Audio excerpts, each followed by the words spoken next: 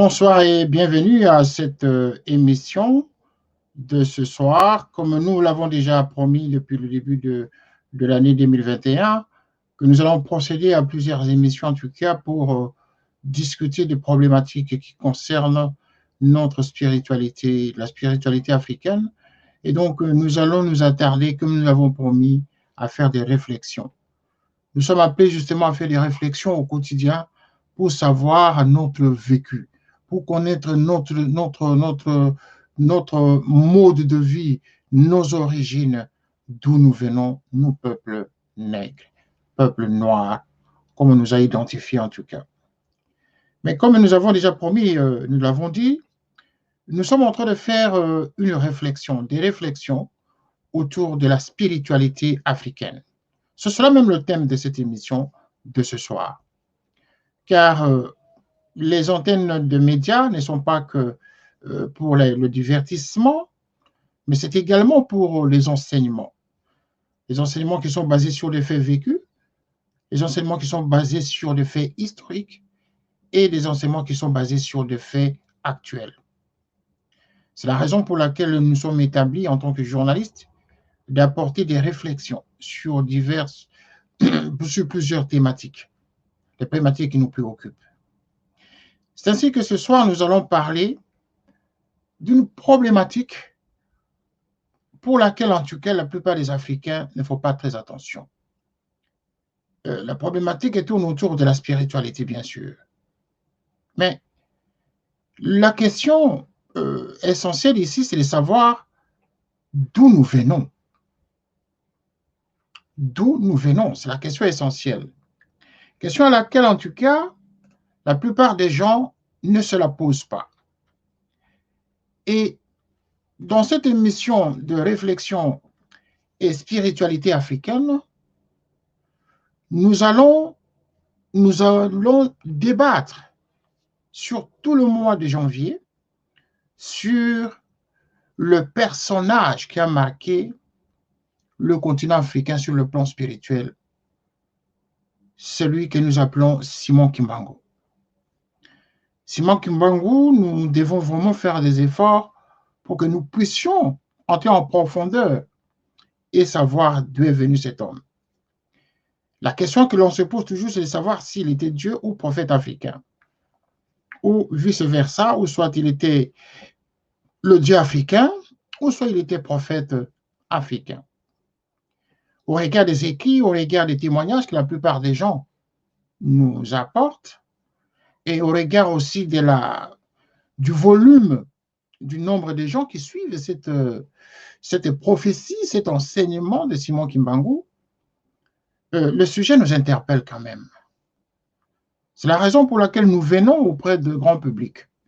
Nous qui sommes des communicateurs, des communicants, comme on dit, et des journalistes de surcroît, nous qui sommes en même temps écrivains, philosophes et psychologues, nous sommes appelés à parler sur ces genres de sujets qui préoccupent en tout cas notre compréhension psychologique.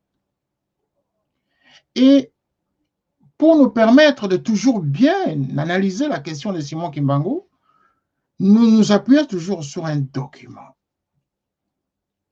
écrit par certains auteurs qui ont parlé de lui, qui ont parlé de ses témoignages, qui ont parlé de ses révélations, qui ont parlé de ses enseignements, qui ont parlé de ses recommandations auprès de ses fidèles. Voilà, nous nous basons sur des documents écrits. Car en Afrique, on sait que la tradition orale se perpétue de génération en génération, mais parfois, elle perd aussi sa quintessence à partir de certains moments. D'où la notion de l'écriture. Et donc, comme nous l'avons déjà dit, nous avons déjà discuté de ce sujet depuis le début de l'année. En tout cas, jusque hier, nous avons fait une émission des révélations, une émission témoignage. Vous avez suivi un Africain, un Congolais, qui a fait témoignage à partir des États-Unis sur les révélations de Simon Kimbangu dans sa vie, sur le miracle que Simon Kimbangu aurait fait dans sa vie, en faisant revenir son épouse à la vie, celle qui était déjà pronostiquée, déjà morte, décédée. Et donc, après une brave prière, cet homme a vu le miracle s'opérer devant les pompiers, devant les urgentistes qui sont venus répandre le corps de sa femme inanimée à la maison. Voilà un témoignage. Et il y en a plusieurs comme ça. Mais déjà, au passage, je tiens à vous signaler que je ne suis pas kimbanguiste. Je suis qu'un journaliste, je suis psychologue, philosophe, je suis écrivain, auteur. Donc, je me permets, au regard de ces différentes formations que j'ai à mon actif, de faire des réflexions avec vous. Et donc, ce soir, nous avons en tout cas permis à ce qui est l'antenne ouverte. Cette antenne ouverte, donc, ça va vous permettre de poser des questions pour ceux qui sont intéressés à poser des questions et nous allons essayer de réfléchir ensemble sur la question liée à Simon Kimbangu. Et donc, la question, c'est de savoir si Simon Kimbangu était prophète ou juste une manipulation spirituelle. Ça peut arriver.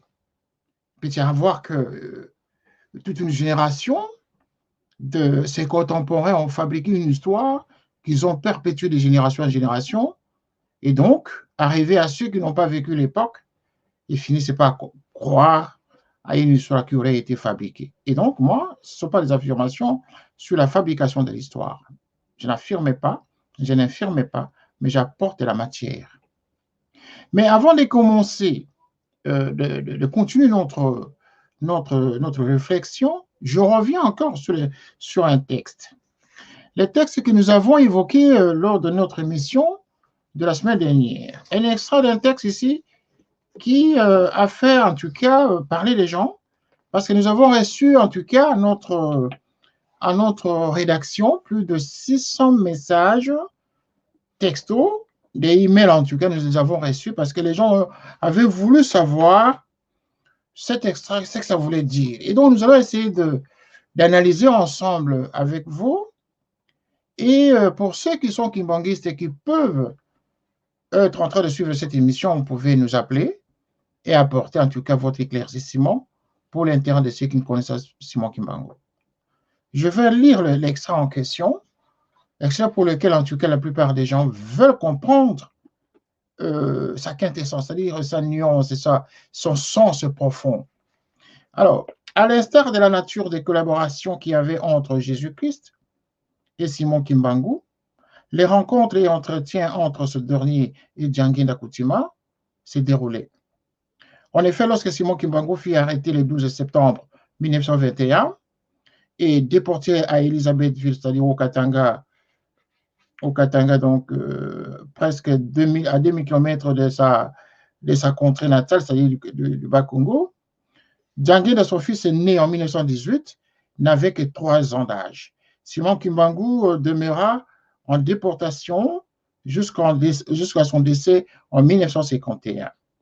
Et durant toute cette période de 30 ans, sa petite famille, la mère et les 3 fils, n'étaient pas avec lui au lieu de déportation. Dans la dimension de la chair, Djangui n'a pas eu plus de 3 rencontres avec son père après la déportation. Malgré cela, de tout temps pendant cette période, les 2 personnes se rencontraient et collaboraient physiquement de par leur nature non commune de mortels. Voilà l'extrait. Le fils d'Anguinda, qui est le troisième fils de ces 3 enfants, était l'incarnation de Djangui de Simon Kimbangu, qui venait d'être incarcéré. Et donc, ils ne se sont pas rencontrés plus de 3 fois de sa vie, de manière charnelle, mais spirituellement, Simon Kimbangu réapparaissait en son fils.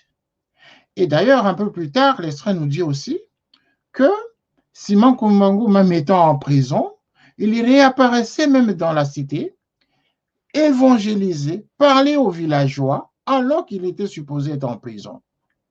Voilà ce que la plupart des gens n'avaient pas bien compris, et moi non plus, je n'ai pas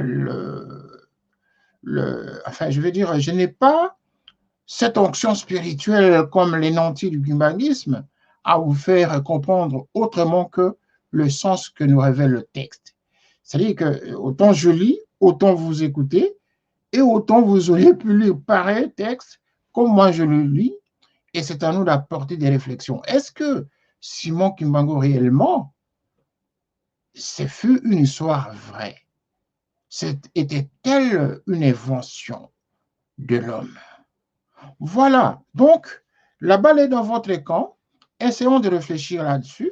Moi, je ne peux pas imposer un point de vue.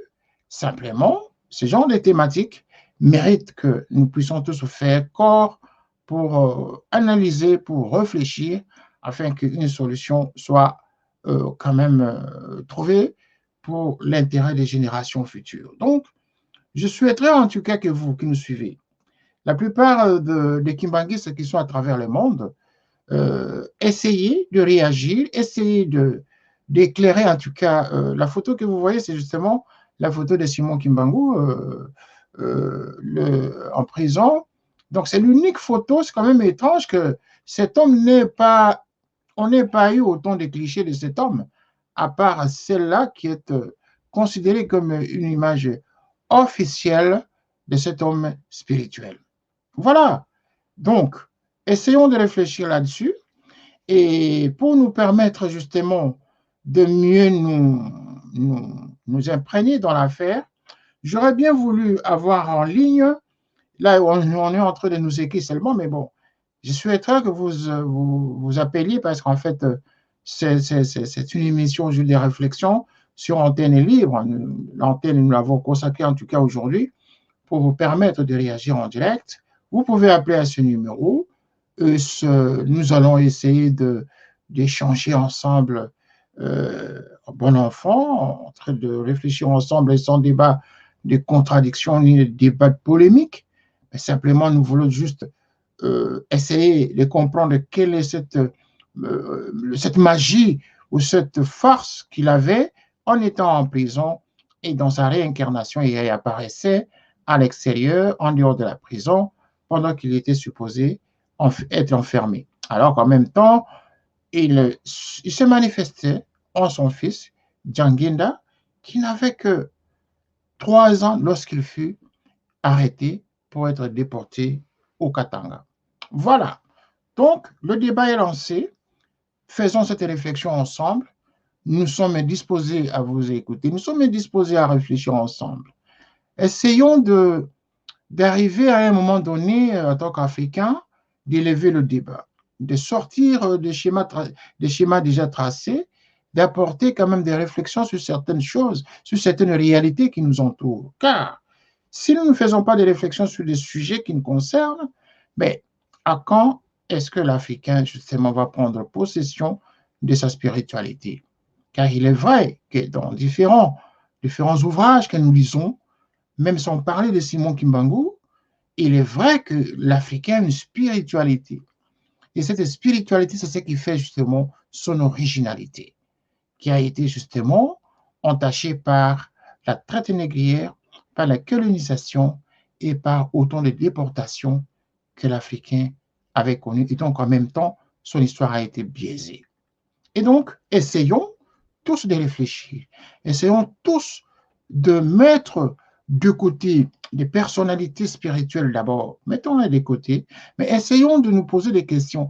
Est-ce que l'Africain n'avait pas sa spiritualité? Est-ce que l'Africain n'avait pas une croyance? L'Africain doit-il être soumis à une croyance en venant de l'extérieur? C'est cela, autant de questions.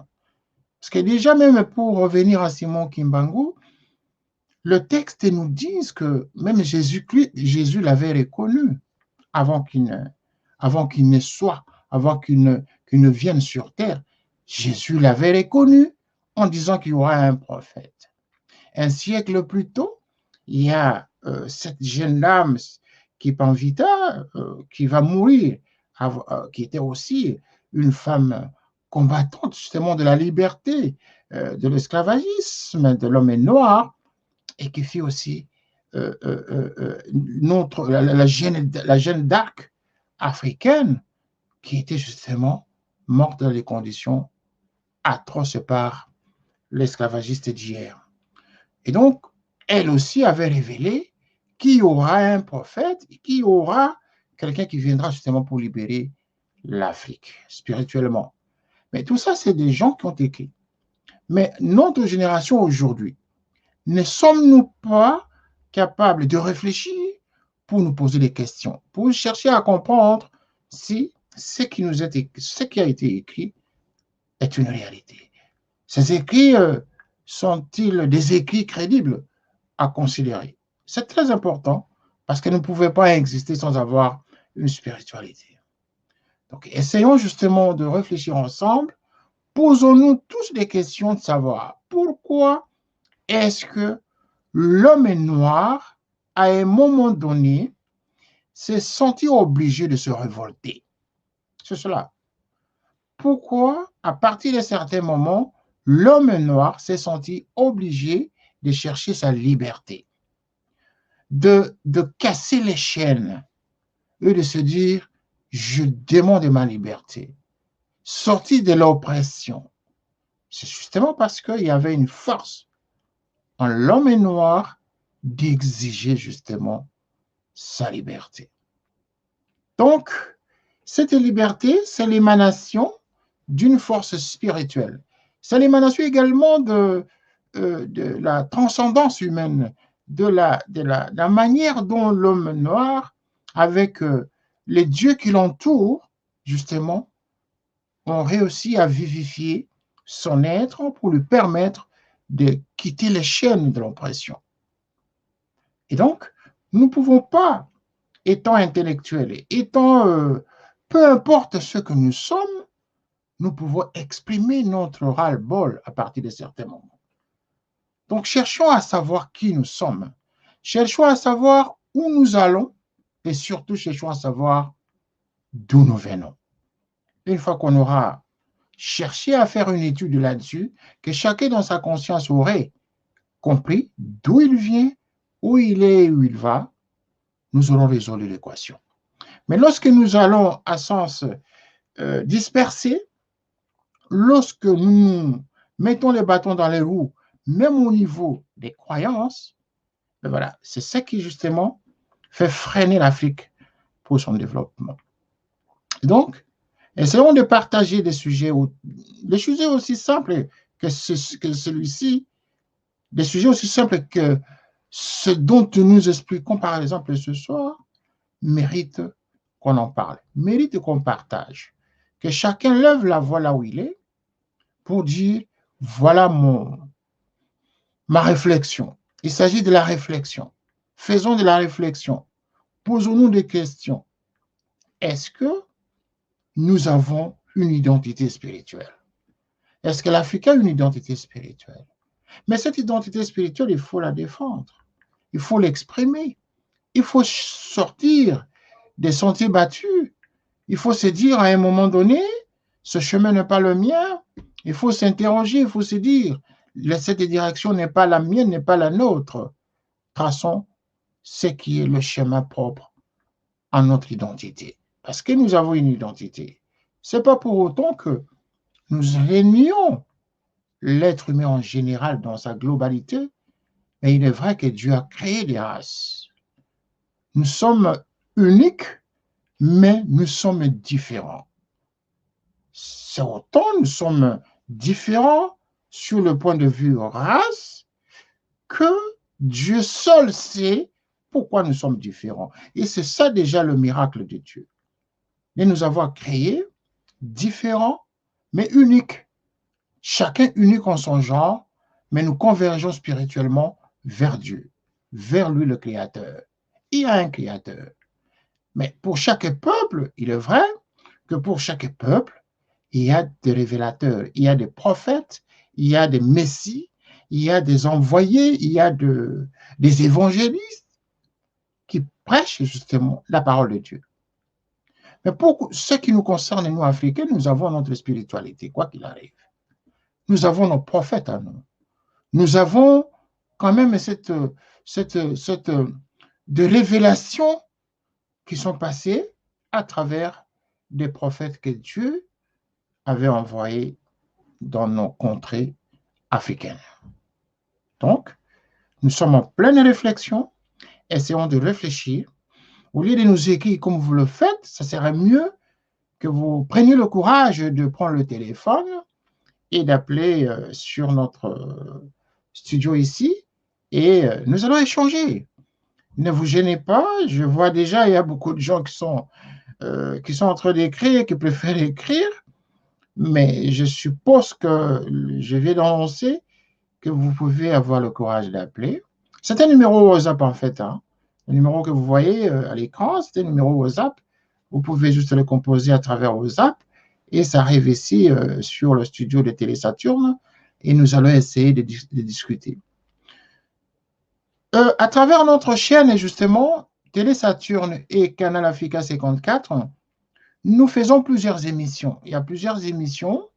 La plupart des émissions qui sont conduites par nos différents producteurs extérieurs et des émissions qui sont produites justement à l'interne.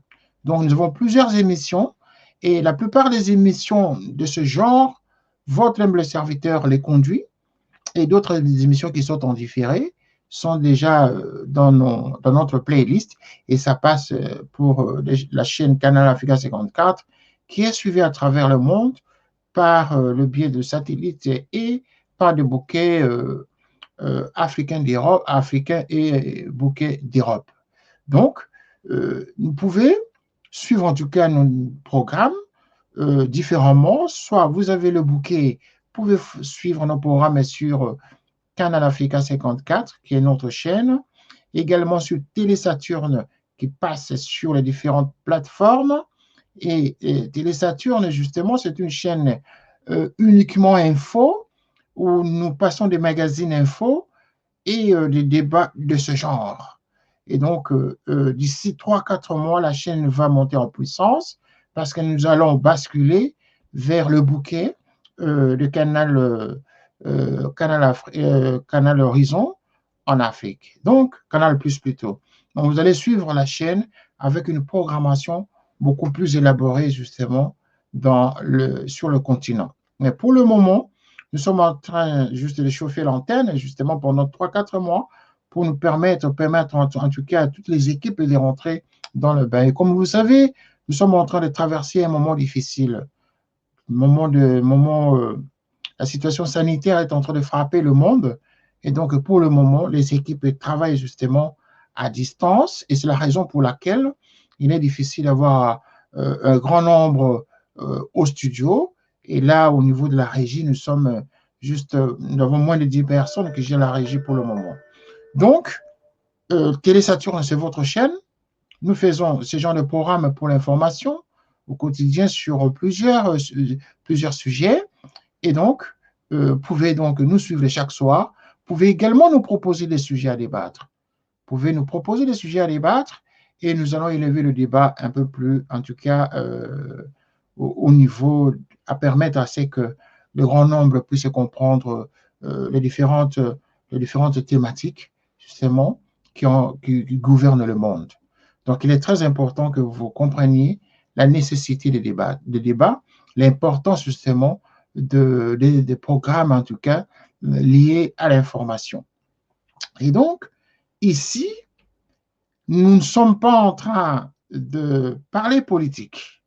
Il y a des programmes politiques qui sont assignés justement par d'autres présentateurs et journalistes, mais nous vous convions en tout cas d'être très attentifs au programme que nous amenons chaque soir, parce qu'ici, nous voulons justement l'avancement de la pensée africaine, de la culture africaine. Nous voulons faire en sorte que l'Afrique sorte de la léthargie, que nous puissions arriver à nous défendre et sortir justement des principes théoriques, aller justement dans le concret. Voilà, donc, je suis en train de lire ici plusieurs messages. Il n'y a que des messages que je vois. Je me rends compte que nos amis ne sont pas disposés probablement à téléphoner pour réagir directement à l'antenne. Ils préfèrent écrire, mais ne vous gênez pas. Nous sommes à 5 minutes de l'émission, mais il serait mieux justement que vous puissiez justement prendre le téléphone et poser votre question pour nous permettre justement d'échanger ensemble parce que cette antenne vous est donc destinée afin que nous puissions discuter ensemble. Alors, nous allons prendre, nous allons prendre un petit moment de répit de 30 secondes. Et je vois déjà quelqu'un qui est en train de tenter de téléphoner. Et je ne sais pas quelle est la difficulté qu'il a, me dit-on à la régie. Et voilà, nous allons revenir dans 15 secondes.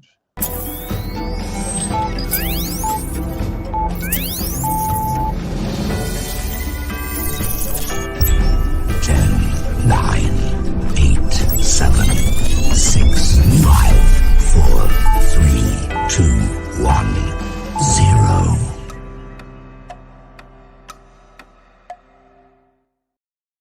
Voilà, nous sommes de retour après ces 15 secondes de répit.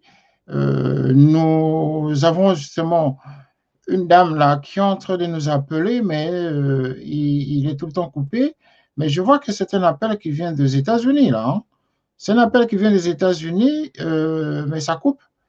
On ne sait pas pourquoi ça coupe. Bon, mais il faut insister, chère madame. Hein.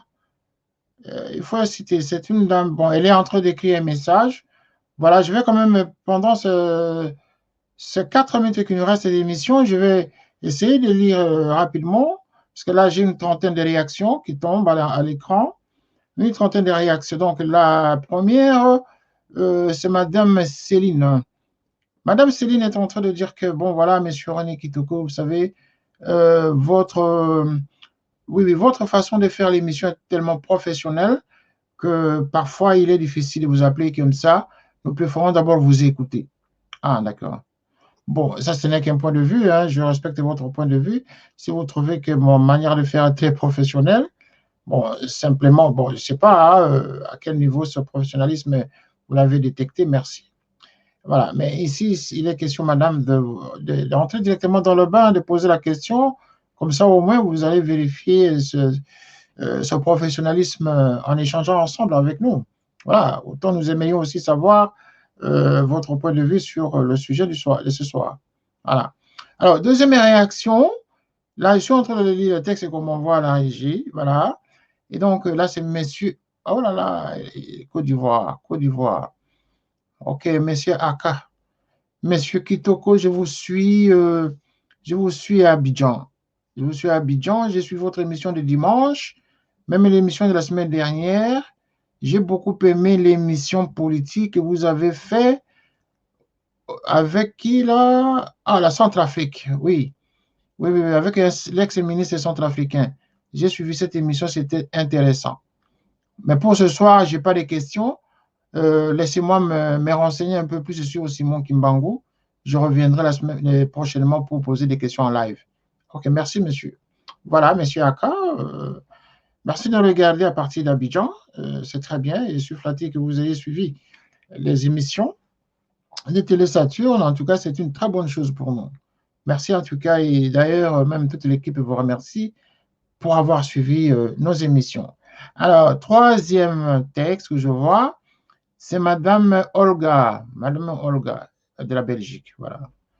Elle écrit de la Belgique. Elle dit quoi? Elle dit qu'elle est kimbanguiste, mais elle est un peu estomaquée de constater que j'ai mis un titre qui dit manipulation spirituelle. Ah. Alors, Madame Olga, il y a ceci. Moi, je suis journaliste. Moi, c'est une façon d'inciter les gens à réagir. Hein. C'est pas que, en disant manipulation spirituelle, ça ne veut pas dire que c'est une affirmation. C'est question mark. Vous voyez bien qu'à la fin, il y a une question mark, n'est-ce pas? Ça veut dire qu'on pose la question, ça veut dire, ce sont des questions que les gens se posent pour savoir qui est réellement Simon Kimbangu. C'est-à-dire que la question, elle est posée pour que les gens apportent des réponses. La question, elle est posée pour que les gens réfléchissent. C'est le sens même de l'émission. On ne peut pas réfléchir, on ne peut pas apporter des réflexions s'il n'y a pas un questionnement. Donc, on doit s'interroger à quelque chose. On doit poser la question sur une situation pour que les gens arrivent à réfléchir. D'où le sens de la réflexion. Voilà. Ça, c'est une notion philosophique très approfondie, madame. et ça relève aussi de la psychologie, n'est-ce pas, comportementale. Donc, c'est important de savoir ça. Ce n'est pas une affirmation par rapport à Simon Kimbangu, mais c'est une question que nous posons pour savoir si ça ne serait pas une manipulation spirituelle. Mais ce n'est pas une affirmation de notre part. Voilà. Alors, je prends une réaction des messieurs. Ce monsieur a, oh, là, ce monsieur écrit du Canada. Monsieur Paul Ebina. Voilà, il dit, je suis Congolais de Brazzaville, je suis au Canada, je suis à Calgary. Voilà, je suis à Calgary. Voilà, monsieur Kitoko, merci beaucoup. Vous êtes vraiment professionnel. Je dois vous avoir vu il y a quelques années dans une chaîne française. Bon, voilà. Donc, bon, la question, c'est de savoir. Alors, il pose la question. Oui, oui, oui, la thématique de ce soir est très intéressante, mais je suis au travail, je ne peux pas vous poser la question pour le moment. Mais en tout cas, je prends bonne note et je viendrai vers vous au courant de la semaine. Merci, monsieur. Voilà. Si vous êtes au Canada et que vous m'avez vu dans d'autres chaînes en France, oui, il est vrai que votre humble serviteur a travaillé à un moment donné en France, il y a quelques années justement, dans certains médias français. Merci. En tout cas, de cette reconnaissance de votre part. Ça fait quand même quelques années en arrière. Merci d'avoir reconnu mon visage à travers Télésaturne. Merci, monsieur. Ça me va tout droit au but. Ça fait plaisir que les gens vous reconnaissent pour le travail qui a été effectué dans le temps. Merci. Voilà. Alors, un autre, bon, voilà, là, il y en a beaucoup. Je vais prendre juste deux pour terminer parce que nous sommes à la fin de l'émission déjà. Alors, là, c'est une demoiselle qui dit, moi, je suis comment? Je suis de mère, je suis de mère, de mère comment là? Le texte n'est pas intéressant là. Je ne sais pas déchiffrer ce qu'elle est en train de dire, mais à la fin, elle dit que bon, le kimbanguisme, elle n'a jamais entendu parler, mais c'est intéressant que les gens s'imprègnent de leur spiritualité. La spiritualité, c'est un domaine qui concerne tout le monde, car nul ne peut venir sur Terre sans avoir une spiritualité. Eh bien voilà, c'est une réaction, mais bon, sa présentation par rapport à son nom n'est pas assez claire. Donc, je ne sais pas vraiment dire exactement son nom. Voilà. Donc, je peux en tout cas me limiter à ces deux.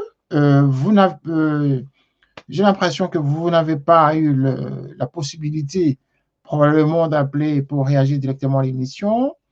Vous préférez écrire, c'est très bien. Il y a encore la réticence. Hein. Lorsque je lis les autres textes, les autres textos, la plupart sont tous réticents en tout cas. C'est-à-dire que, bon, je ne sais pas si c'est comment je dois faire l'émission pour vous inciter à vous mettre en confiance. Mais sinon, ne pensez pas qu'on va poser des questions aux gens. C'est vous appelez, vous réagissez, vous appelez, vous réagissez, et les autres vous suivent. C'est un peu le sens de l'émission. Voilà, donc ce ne fut que cette façon-là que nous avons voulu vous mettre dans le bain ce soir et permettre à ce que les gens face à la réflexion spiritualité africaine. Donc, ce n'est que une première. Et demain, nous allons nous retrouver encore une fois à la même heure pour parler justement de la spiritualité autour de Simon Kimbangu. Donc, ce soir, il était question qu'on réfléchisse sur comment je veux dire, la dualité de Simon Kimbangu, sur la réincarnation de son fils Djangé Ndakuntima. Donc, lui qui était en prison, mais il réapparaissait dans son fils et il s'est manifesté en lui.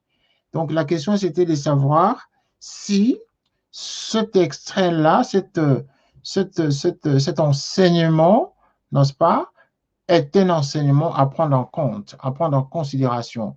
Si ce n'est pas une manipulation spirituelle, si ce n'est pas la manière que les contemporains de Simon Kimbangu ont voulu faire pour l'élever plus haut, alors que probablement en son temps, il n'était qu'un évangéliste de la parole de Dieu comme on en voit aujourd'hui.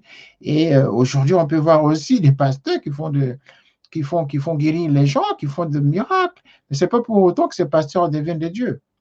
Et donc, comprenez que déjà nous sommes aux alentours de 1920. Les gens intellectuellement n'étaient pas encore assez très très émancipé et se faisait probablement d'un tel acte qui relevait de miracles pour on le colle l'étiquette de Dieu. Et ben voilà, ça peut arriver que tout ça va avec la capacité intellectuelle de chaque peuple, la capacité psychologique aussi d'approcher les événements et de les analyser. Et donc, philosophiquement, tout est possible il peut y avoir une manipulation spirituelle à un moment donné pour un peuple qui était encore assujetti pendant la colonisation et qui avait subi l'esclavagisme et qui voit justement quelqu'un qui parle de Dieu et qui en fait quelques miracles. Comme on voit aujourd'hui, nous voyons des pasteurs faire des miracles et qui guérissent des malades en faisant des prières. Et ce n'est pas pour autant qu'ils deviennent des dieux. Donc, moi, nous pensons que ça relève aussi, en tout cas, comme je l'ai dit tout à l'heure, de la capacité de chaque peuple, justement, à s'interroger, et de l'ouverture d'esprit de chaque peuple à un moment donné de son histoire. Voilà. Donc, ce n'est pas une conclusion que nous tirons, mais ce sont des suppositions que nous apportons justement à ce genre de situations spirituelles que notre société est victime ou victimisée ou en proie justement à être manipulée par les plus intelligents qui le gouvernent. Voilà, nous sommes donc arrivés à la fin de cette réflexion, réflexion et spiritualité africaine. Donc, c'est ça le thème que nous allons évoquer chaque soir pendant 30 minutes.